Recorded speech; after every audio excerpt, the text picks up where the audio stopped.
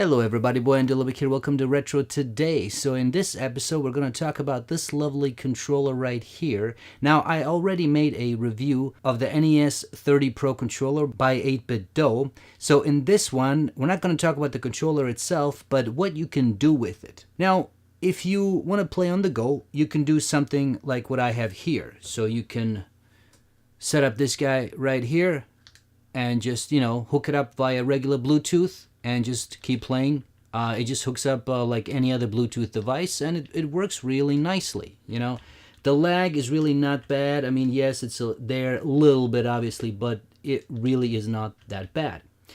Now here's the problem. What do you want to do if you want to take all this on the go? If you don't want to put it on a table, obviously you've got two devices here. This is my cell phone, this is the controller.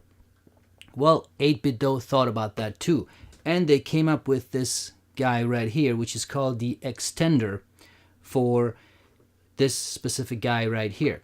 Now they have two versions of this. One is for this one right here, which is the NES30 Pro, and then they have one for the other one that looks like a SNES controller. Don't confuse them. Here I'll show you an unboxing that I did, because I originally bought the wrong one. I thought it's for this controller, turned out it was for the other one. So don't make that same mistake. Make sure it is the one for this guy right here. When you get it, there's really not much to unbox, so you just get these two things, and all you got to do is just plug this one in here, and then you really have to be a little harsh with it, pull, or just there you go. So it locks in. When you hear that noise, it's solid, it's locked.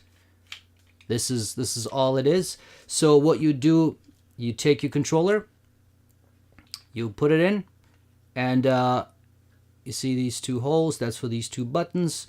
So just gotta go like that. There you go. That's it. It's in there, it's not going anywhere. All good.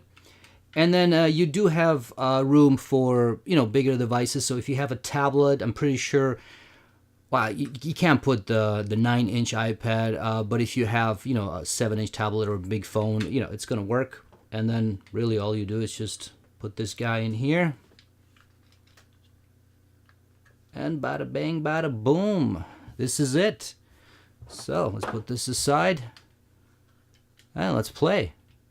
Now this, you can take on the go. You can, do whatever you want with it. Play on the bus while you're waiting.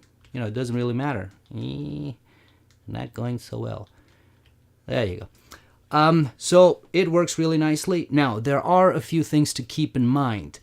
This will depend on your phone. So I have the Nextbit Robin here, which is a pretty big phone. I think it's 5.2 inches.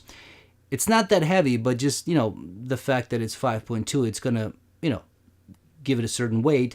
And so what happens in my case, this definitely pulls more, it pulls more, there's more weight on the screen. So when I'm holding it, it's not the end of the world. I can still play, right? But I definitely feel it's pulling down, right?